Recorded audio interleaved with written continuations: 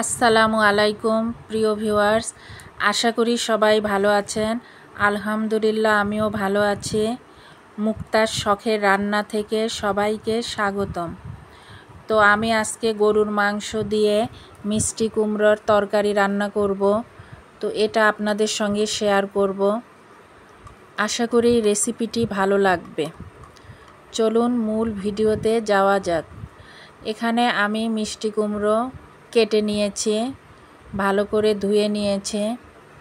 মাংসগুলো কেটে ভালো করে ধুয়ে নিয়েছি। এখানে আমি 700 গ্রাম মাংস নিয়েছি।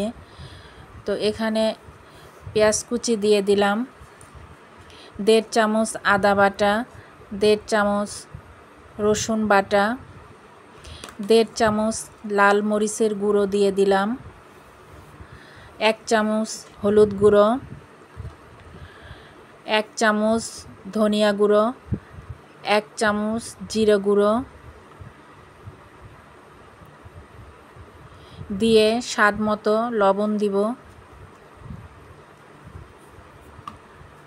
এখন এগুলো ভালোভাবে মিশিয়ে নিব। এই মাংস ভালোভাবে মিশিয়ে 30 মিনিট ম্যারিনেট করে রেখে দিব।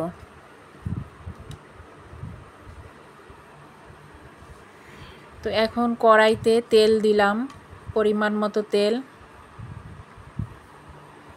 2টো তেজপাতা, দারচিনি, ছোট এলাচ, লবঙ্গ, গোলমরিচ সব দিয়ে ভালো করে একটু নেড়ে চেড়ে নিব।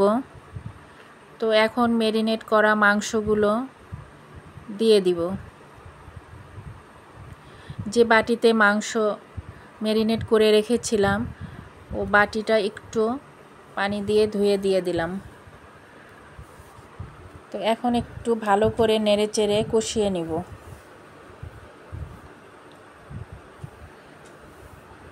দশ 15 মিনিট কষিয়ে নিব। তো এখন ঢেকে দিব।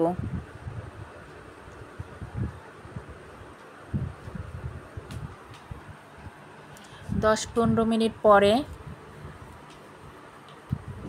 মাংসে অনেক পানি এসেছে, দেখুন পানি ছেড়ে দিয়েছে। তো আরও কিছুক্ষণ কষিয়ে নিব। গরুর মাংস কষানোর উপরেই স্বাদ হয়, যত মশলা কষানো হয় ততই স্বাদ হয়।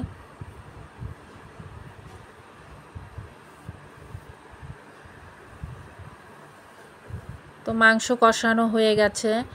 এখন আমি পরিমাণ মতো পানি দিয়ে দিব, ফুটন্ত গরম পানি। এখানে গরম পানি দিতে হবে, ঠান্ডা পানি দেওয়া যাবে না। তো এখন ঢেকে দিয়ে সিদ্ধ হওয়া পর্যন্ত অপেক্ষা করব। তো পানিটা অনেক কমে গেছে। তো আমি এর মধ্যে কয়েকবার নেড়ে চেড়ে দিয়েছি। তো এখন মাংসগুলো সিদ্ধ হয়ে গেছে, অনেকটা নরম হয়ে গেছে। এখন আমি মিষ্টি কুমড়ো দিয়ে দিব।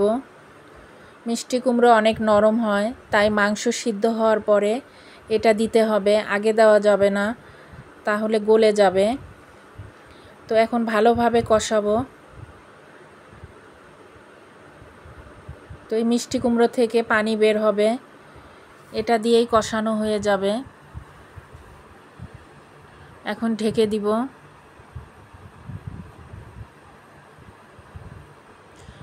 কিছুক্ষণ পরে ঢাকনা খুলে আবার নেড়ে দিব।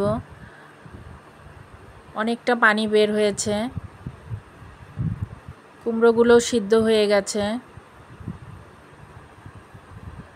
তো আমি এটা বেশি একটা ঝোল শুকাবো না।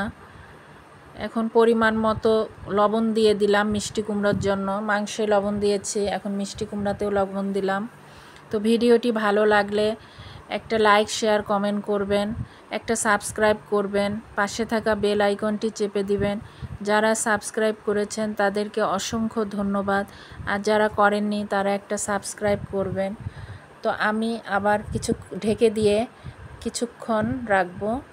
তো আমার হয়ে গেল গরুর মাংস দিয়ে মিষ্টি কুমড়া। তো আশা করি রেসিপিটি ভালো লাগছে। আপনাদের সবারই ভালো লেগেছে। তো সবাই ভালো থাকুন, সুস্থ থাকুন। আগামীতে আবার কোনো রেসিপি নিয়ে আসবো ইনশাআল্লাহ।